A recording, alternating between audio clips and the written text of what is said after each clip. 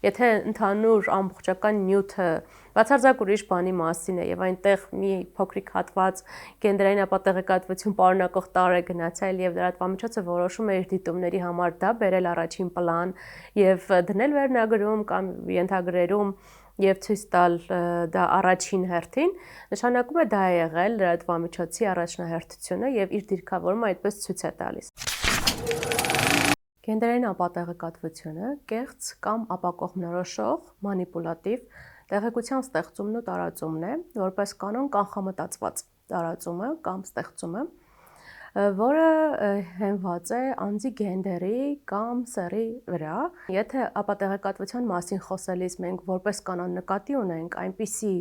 կեղծված փաստեր, որոնք փաստեր ստուգող գործիքներով հեշտորեն կարելի է ստուգել եւ ասել սա ճիշտ էր թե սխալ,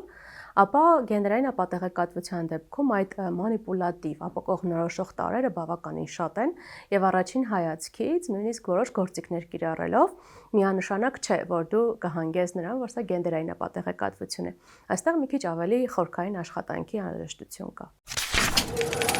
Ամենապարզ գործիքը, որ կարելի է կիրառել, երբ խոսում ենք գենդերային ապատեղեկատվության մասին, ապա ուղղակի որևէ տեքստում, երբ որը վերաբերում է որևէ կնոջ,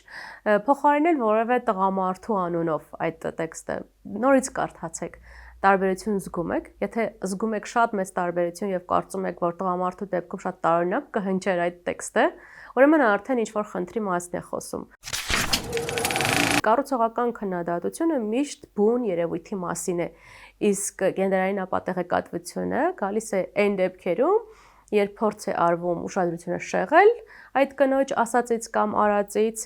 եւ բացարձակ չի քննարկվում այդ գործողությունը, այլ տարվում է այլ դաշտ, ուսուցում է քննարկել կնոջ անձը։